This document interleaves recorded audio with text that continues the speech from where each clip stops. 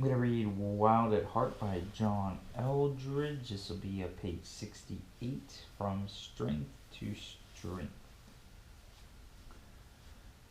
Masculinity is an essence that is hard to articulate, but that a boy naturally craves as he craves food and water. It is something passed between men. The traditional way of raising sons, notes Robert Bly, which lasted for thousands and thousands of years, amounted to fathers and sons living in close, murderously close proximity, while the father taught the son a trade, perhaps farming or carpentry or blacksmithing or tailoring. My father taught me to fish. We'd spend long days together out in a boat on a lake trying to catch fish. I will never ever forget his delight in me when I'd hook one. But the fish were never really the important thing. It was the delight, the contact, the masculine presence gladly bestowing itself on me. Attaboy, Tiger, bring him in. That's it, well done. Listen to me when they talk warmly of their fathers, and you'll hear the same. My father taught me to fix tractors, to throw a curveball, to hunt quail, and despite the details, what is mostly passed along is the masculine blessing.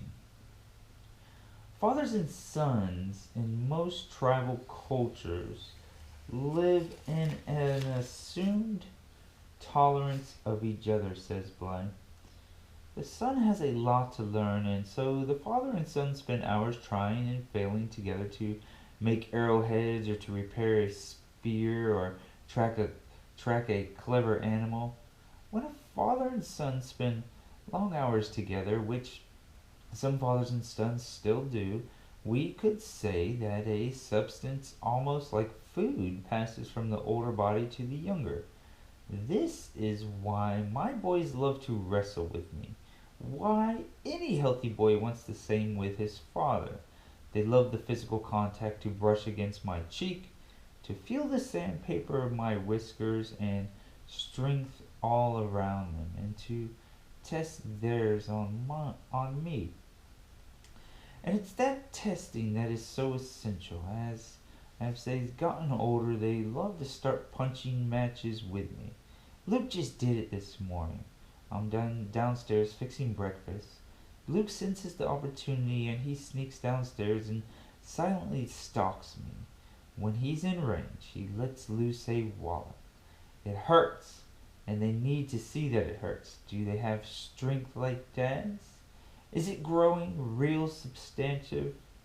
I'll never forget the day when Sam gave me a bloody lip quite by accident when we were wrestling. At first he drew back in fear, waiting, I'm sorry to admit, for my anger. Thankfully, on this occasion, I just wiped the blood away, smiled, and said, Whoa, nice shot. You beamed. No, he strutted. He shook his antlers at me. Word quickly spread through the house, and his younger brothers were on the scene, eyes wide at the fact that one of them had drawn blood. New possibilities opened up. Maybe young bucks can take on the old bull. The ancient societies believed that a boy becomes a man only through ritual and effort, only through the active intervention of the older men. Bly reminds us, the father or another man must actively intervene and the mother must let go. Bly tells the story of one tribal ritual which involves, as they all do, the men taking the boy away for initiation. But in this case, when he returns, the boy's mother pretends not to know him. She asks to be introduced to the young man. That is a beautiful picture of how a mother can cooperate in her son's passage to the father's world. If she does not, things get very messy later, especially in marriage. The boy develops a bond with his mother that is like emotional incest. His loyalties are divided. That's why Scripture says, for this reason a man will leave his father and mother and be united to his wife. Genesis 2:24. Ephesians, emphasis added. Sometimes, when the mother clings, the boy will try to tear himself away violently. This typically comes in the teenage years and often involves some ugly behavior, maybe some foul words on the part of the young man. She feels rejected and he feels guilty, but he knows he must get away. This was my story. My relationship with my mother has never been good since. I found that many adult men resent their mothers but cannot say why. They simply know they do not want to be close to them. They rarely call. As my friend Dave confessed, I hate calling my mom. She's always saying something like, "It's so good to hear your little voice." I'm 25 and she still wants to call me a little lamb. Somehow he senses that proximity to his mother endangers his masculine journey as though he might be sucked back in. It is an irrational fear, but it reveals that both essential ingredients in his passage were missing.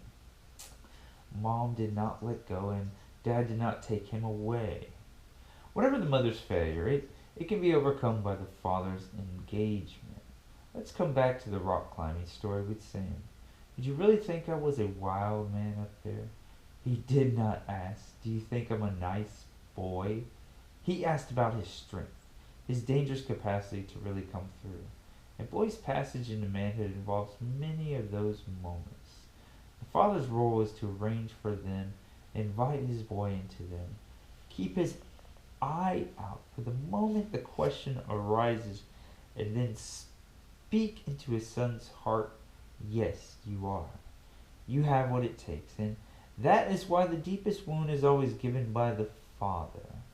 As Buchner says, if strangers and strange sights can shake the world of children, it takes the people they know and love best to pull it out from under them like a chair. Cool, that's finishing on page 71. That is From Strength to Strength, page 68 to 71. See ya!